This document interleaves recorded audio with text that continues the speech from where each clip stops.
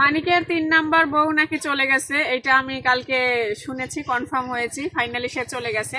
তো আসলে চলে যাওয়ার কারণ হচ্ছে 4 দিনের জন্য সে ফ্রি সার্ভিস দিতে আসছিল, তো ফ্রি সার্ভিস দেওয়া শেষ, সেজন্য সে চলে গেছে।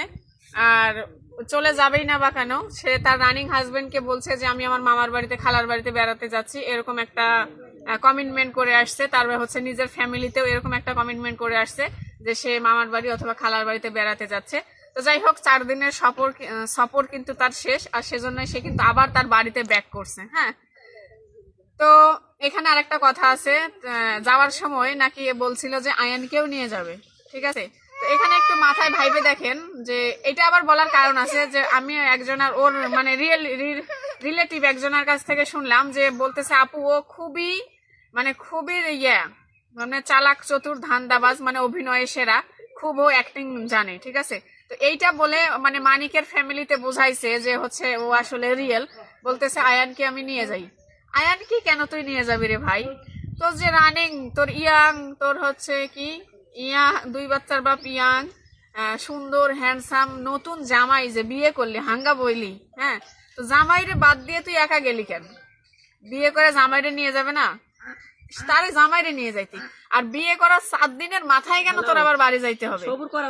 তুই যেখানে পলাই আসছিস, আইসা বিয়ে বইছিস। হ্যাঁ, তো বিয়ে বইসা তুই মাসখানেক থাক, 6 মাস থাইকে না তারপর বাড়িতে যাবি, তাই না? কিন্তু তুই 2-4 দিনে কেন চলে গেলি? কারণ ওই যে বাড়িতে বলে আসছে যে 4 দিনের জন্য মামার বাড়ি বেড়াতে যাচ্ছে, মেন কাহিনী হচ্ছে এইটা, ঠিক আছে। কি বলবো, বলার ভাষা পাচ্ছি না আমি খুঁজে, ঠিক আছে।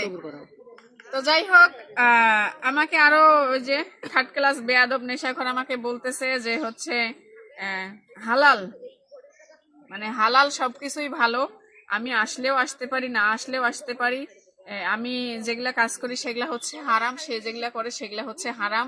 আবার ফার্স্ট টাইম বললো যে ও আসছিল আমার বাড়িতে, বিয়ে হয়েছে কিনা তুই কি জানিস?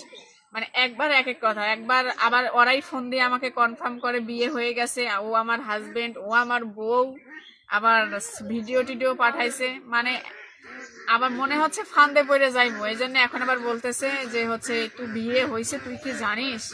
কত আর ঢেকবেন, ঢেকে তো আর লাভ নাই। তাহলে বিয়ে যদি নাই হয়ে থাকে তাহলে 4 দিন ধরে কি আপনি রক্ষিতা নিয়ে এসে রাখছেন?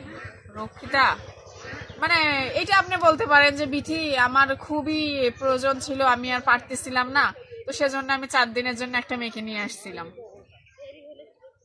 মনে হয় তো এরকম। আর যে মেয়ে আপনি নিয়ে আসছেন তার হচ্ছে আসলে সে এরকম মেয়ে, সে সবাইকে এরকম খুশি করে করে বেড়ায়, ঠিক আছে।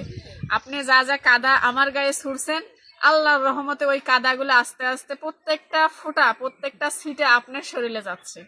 টেনশন নিয়েন না, আরো অনেক কিছু আল্লাহ আপনাকে দিবে।